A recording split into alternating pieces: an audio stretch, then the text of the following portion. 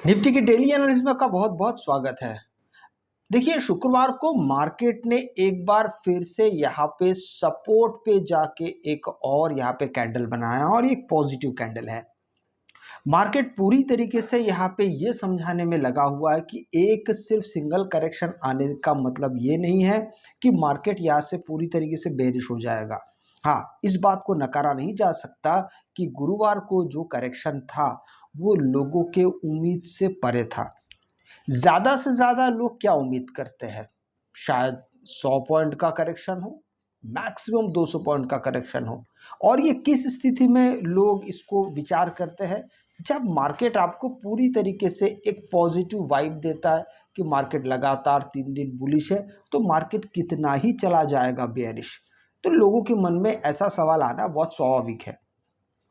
दूसरा कि मार्केट लगातार एक गैप अप के साथ मार्केट ओपन होने का एक प्रथा शुरू हो चुका था पिछले 3 दिनों से।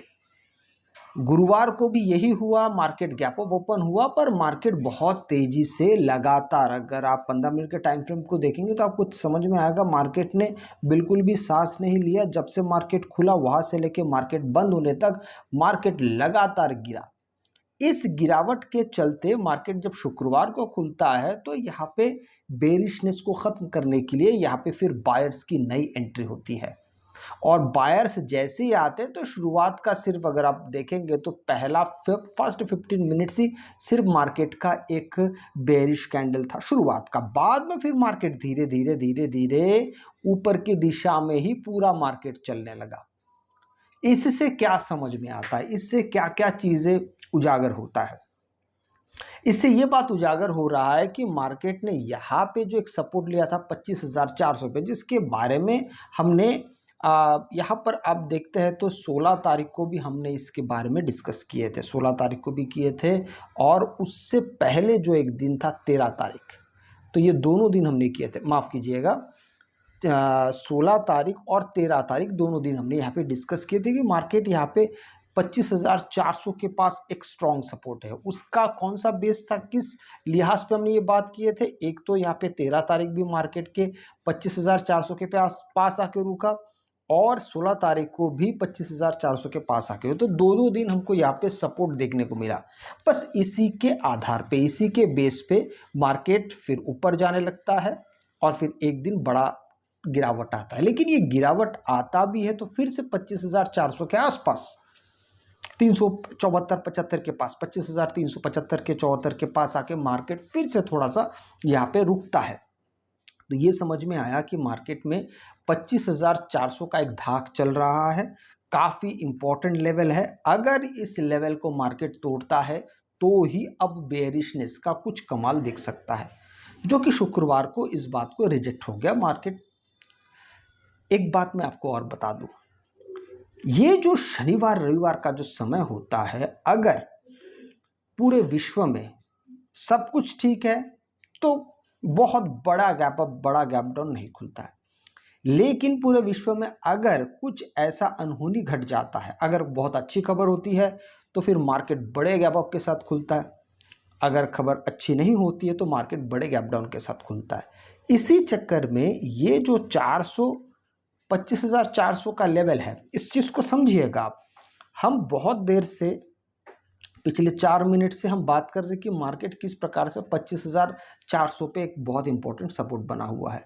अब इसका विपरीत एक बार सोच के देखिए कि मार्केट अगर गैप डाउन खुलता है, आप सोच के देखिए, मार्केट अगर 200 पॉइंट 150 पॉइंट अगर गैप डाउन खुलता, चलिए उतना भी नहीं खुलता, अगर मार्केट 400 के आसपास भी खुलता है और फिर एकदम से फिर नीचे जाने लगता है शुरुआत का 5 मिनट, तो यहाँ पे जितनी भी सारी बातें अब हमने की है, या मार्केट ने जो एक बेस बनाया है, इन सब का अर्थ खत्म हो जाएगा, ये अर्थविहीन हो जाएंगे। इसका मतलब ये हुआ कि मार्केट का कल कहाँ खुल रहा है, इसका बहुत बहुत ज़्यादा मायने रखता है। अगर मार्केट बड़ा गैप डाउन खुलता है तो फिर यहाँ पे सपोर्ट वाली बातें उसी वक्त खत्म हो जाएगा। पर अगर मार्केट फ्लैट या हल्का फुल्का गैप अप खुलता है, हल्का फुल्का का मतलब है 30 point, 40 point, 50 point, even 100 point भी अगर मार्केट गैप अप खुलता है तो भी चिंता की बात नहीं है। इसलिए नहीं है यहाँ पे मार्केट लगभग 25,885-90 के आसपास तक मार्केट यहाँ पे आप देख सकते हैं। तो मार्केट अपना हाई लगाया था, हाई तो नहीं बोल सकते, गुरुवार का जो हाई था। तो अब मार्केट अगर कल बड़ा गैप अप भी खुलता है, 200 पॉइंट भी गैप, तो भी कोई चिंता की बात नहीं होगी, क्योंकि मार्केट गुरुवार के हाई और लो के बीच में रहेगा। आप चीज़ों को समझिए। अगर मार्केट बड़ा गैप अप भी खुलता है ना, तो भी गुरुवार के हाई और लो के बीच में रहेगा, जो मार्केट में बहुत बड़ा केओस क्रिएट नहीं करेगा। छोटा मोटा ही बात ये गिना जाएगा, क्योंकि ये गुरुवार का जो लेवल है वो 400 पॉइंट का था। तो यहाँ पे अगर मार्केट फिर से गैप अप खुलता है, तो संभावना फिर से ये बनेगी कि मार्केट फिर से एक बार धीरे धीरे धीरे करके 850 900 के पास, 25,900 के पास तक फिर मार्केट दोबारा पहुंच सकता है। तो इन बातों को ध्यान में रखना बहुत बहुत बहुत ज़रूरी है। अच्छा, अगर हम 15 मिनट के टाइम फ्रेम को देखते हैं, तो यहाँ पे हमें और क्या-क्या दिखाई देता है, समझ में आता है। जैसे मैंने आपको कहा कि देखिए, 19 तारीख की बात को अगर आप लेते हैं, तो मार्केट बहुत कम होता है। 19 तारीख को जिस प्रकार से मार्केट नीचे गिरा, वो भी 400 पॉइंट के आसपास वाला, ऐसे बहुत बहुत बहुत कम होता है। तो यहाँ पे आपको फिर किस बारे में या किस हिसाब से आपको चीज़ों को देखना चाहिए कि 20 तारीख को क्या घटा।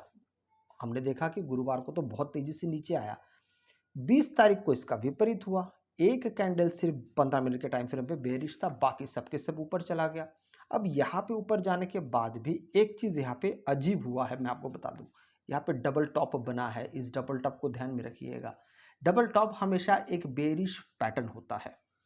बेरिश पैटर्न कैसे होता है उसको भी ज़रा समझना बाकी है। बेरिश पैटर्न तभी हो सकता है जब मार्केट इसके नेक को तोड़ता है, तो यहाँ पे काफ़ी तेज़ी से मार्केट फिर नीचे जाने के लिए लालायित रहता है। अब इसी को हम कल के चार्ट पे अगर हम देखते हैं कि मान लीजिए कल फ्लैट खुलता है और खुलने के साथ साथ मार्केट नीचे आने लगता है, और यहाँ पे इस नेक को, ये नेक क्या है, कहाँ पे ये नेक बन रहा है, अगर आप इस नेक को अगर ध्यान से देखते हैं, तो ये बनता है लगभग 25,537 पे।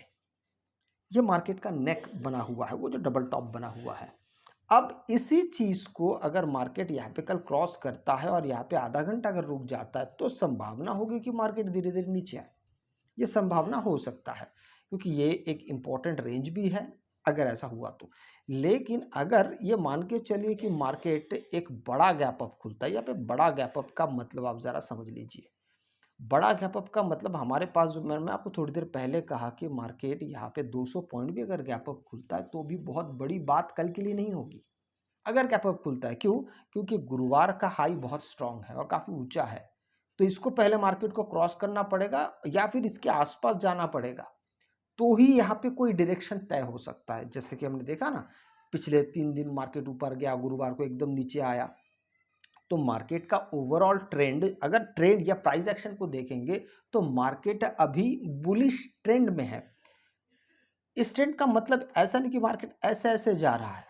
इस ट्रेंड का मतलब डे टाइम फ्रेम पे है, कि डे टाइम फ्रेम पे मार्केट को दोबारा यहाँ से सपोर्ट अगर मिलता है, तो मार्केट फिर से, अगर मान लीजिए गैप अप खुलता है और ये डबल जो टॉप बना है, इसके ऊपर मार्केट को सपोर्ट मिलता है, तो मार्केट ज़रूर यहाँ पे आगे बढ़ने की कोशिश करेगा। ये तो करेगा ही करेगा, इसमें आपको ज़्यादा परेशान होने की बात नहीं है। अगर आपको वीडियो अच्छा लगे तो लाइक शेयर सब्सक्राइब जरूर कीजिएगा। आपसे मैं अगले वीडियो मिलता, तब तक के लिए जय हिंद।